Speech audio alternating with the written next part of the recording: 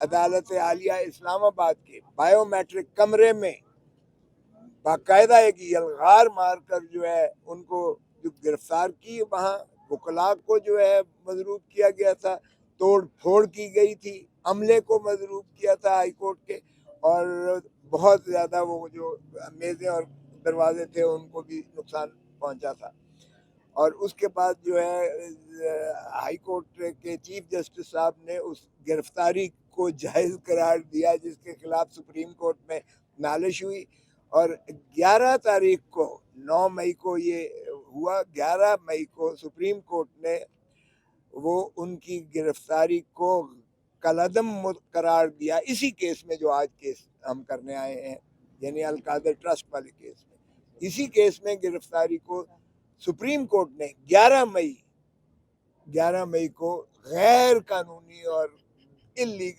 غیر آئینی قرار دیتے ہوئے اس کو مسترد کیا تھا، اور اسی جج صاحب کا خیر سے انہوں نے کہا تھا کہ گرفتاری ڈال کے جسمانی ریمانڈ 7 دن کا ہو چکا ہے، تو وہ بھی انہوں نے کہا کہ یہ جو گھڑی ہے اس کو پیچھے لے کر جائیں، اور وہ بھی کالعدم متصور ہوگا۔ اور آج پھر ماشاءاللہ وہی کیس میں القادر میں، جبکہ ہائی کورٹ نے یہ کہا کہ جو ہے ان کی عدم حاضری میں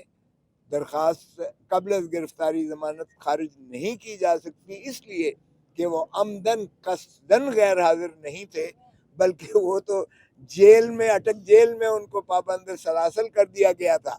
تو اگر عدالت کو مطلوب تھی ان کی حاضری، تو پھر ظاہر ہے کہ عدالت سے طلب کرتی، اور وہ سرکاری وسائل کے ذریعے ہی آ سکتے تھے،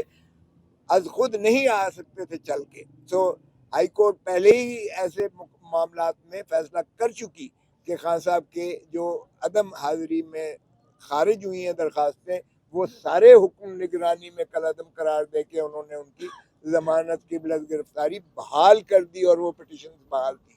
تو اس میں بھی آج انہوں نے جب یہ سنا لا منسٹری کا،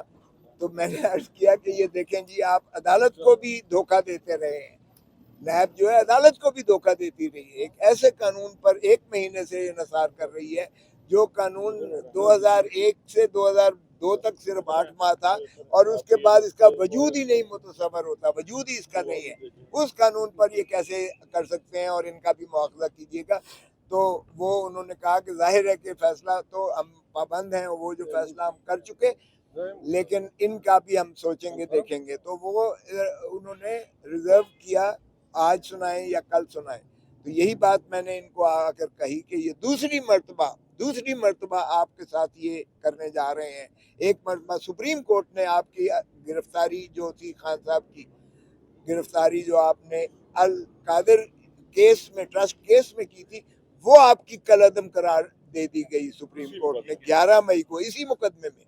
اب پھر یہ عدالت عالیہ کے اس فیصلے کے باوجود اب پھر انہوں نے گرفتاری ڈال کر عدالت عالیہ کو اوور ریچ کرنے کی کوشش کر رہے ہیں، کاوش کر رہے ہیں۔ تو چنانچہ ظاہر ہے کہ ایسے میں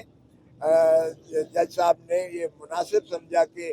3 دن کے بعد اگر کوئی آرڈر جو بھی ہوتا ہے عدالت کی جانب سے، کیونکہ ابھی تحریری حکم نامہ نہیں آیا، اس میں کریں گے، اور اس لیے انہوں نے ان کی جو ہے جسمانی درخواست جو تھی خارج کرتے ہوئے، اور انٹروگیشن کے لیے جو ہے اگر کوئی پوچھنا چاہے تو اس میں نے عرض کیا کہ جناب یہ وہ کیس ہے جو 190 ملین تو پاؤنڈ جو ہیں وہ سپریم کورٹ کے رجسٹرار کے اکاؤنٹ میں موجود ہیں، اگر اور وہ 190 ملین ملک ریاض کے ہیں۔ ذرا ملک ریاض صاحب سے بھی تو استفسار کر لیجئے گا،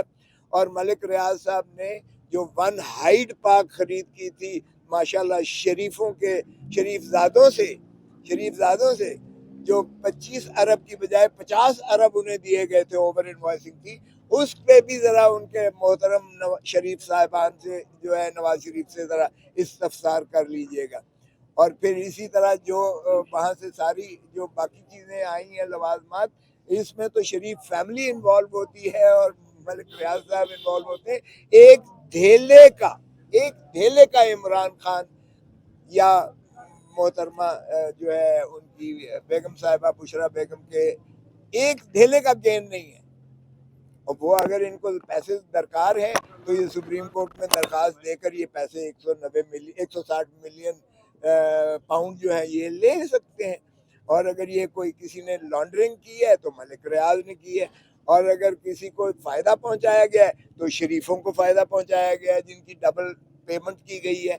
جن کو پکڑنا مقصود ہے، جن کے خلاف کارروائی کرنا چاہیے، وہ تو اس وقت بادشاہ سلامت بنے ہوئے ہیں، اور جس کے کھاتے میں ایک پائی نہیں آئی ہے اس کو آپ پابا سلاسل کر کے آپ اس کا استفسار کر رہے ہیں. تو باہر کیا آج یہ کارروائی ہوئی. اور دوسری یہ ہے کہ جو سائفر کا وہ لگا ہوا تھا اس میں عدالت عالیہ کی ڈویژن بینچ نے جیل ٹرائل کو روک دیا ہے، اور وہ پرسوں کی تاریخ دی ہے، کیونکہ جج صاحب جو تعینات ہوئے ہیں وہ بھی استفسار کیا ہائی کورٹ نے کہ یہ جج صاحب کیسے ایگزیکٹو نے لگا دیے ہیں، کیونکہ اس میں تو صرف اور صرف جوڈیشل ہائرارکی ہی کا بندہ جو ہے وہ لگ سکتا تھا. حکومت اپنی من پسند شخص کو جج لگوا کر اس سے من پسند فیصلے کیسے لے سکتی ہے. تو وہ بھی آپ کے سامنے انشاءاللہ پرسوں وہ بھی آ جائے گا کہ وہ جج صاحب کی تعیناتی بھی آئین اور قانون کے تحت نہیں ہوئی ہے. عدلیہ کے تابع سپرویژن اور کنٹرول میں ہونا لازم ہے. انڈیپینڈنس آف جوڈیشری اسی چیز کی متقاضی ہے. اور جو جیل ٹرائل ہے یہ بھی اوپن ٹرائل ہونا چاہیے. انصاف نہ صرف کرنا چاہیے بلکہ انصاف ہوتا ہوا نظر آنا چاہیے. Justice should not only be done, it should be seen to be done. اور جیل میں ٹرائل جو ہے وہ سیکریٹو ہوتا ہے. آپ سب لوگ یہاں کھڑے ہیں، آپ کو اندر ہونا چاہیے تھا تاکہ آپ بھی دیکھ سکتے ہیں کہ دیکھیں کہ کیا عدالت کس طرح سے انصاف دے رہی ہے اور کیا شواہد آ رہے ہیں، کیا خان صاحب کا موقف ہے، کیا وکلا کی دلائل ہیں، تاکہ آپ یہ سارا سنیں اور آپ اس کی آگہی دیں عوام کو اور قوم کو. اس طرح سے سیکریٹیولی جو جیل ٹرائلز ہوتے ہیں یہ انصاف کا قتل ہوتا ہے. تو اس لیے مجھے کبھی یقین ہے، امید ہے انشاءاللہ کہ یہ جیل ٹرائل سے بھی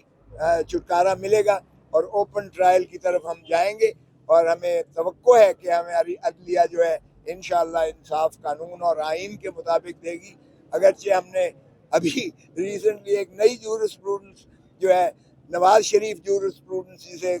قانونی اصطلاح میں ہم لوگ کہتے ہیں، نواز شریف جورسپروڈنس ایک بن رہی ہے اس ملک میں کہ بادشاہ سلامت بغیر کسی بائیو میٹرک کروائے ہوئے یہاں تشریف لاتے ہیں. بائیو میٹرک چل کے ان کے لیے ایئرپورٹ پر جاتا ہے، اور جب ان کی جو ہے نالج ان کی پٹیشن لگتی ہے 1 بجے تو نیب کا پروسیکیوٹر خود موجود ہوتا ہے وہاں عدالت میں بن بلائے، اور اس کے بعد اگلے دن کے لیے لگتا ہے اور ان کو ضمانت مل جاتی ہے. اور ایک ایسے شخص کو جو سزا یافتہ ہے، کانوکٹ ہے 2 کیسوں میں. ایک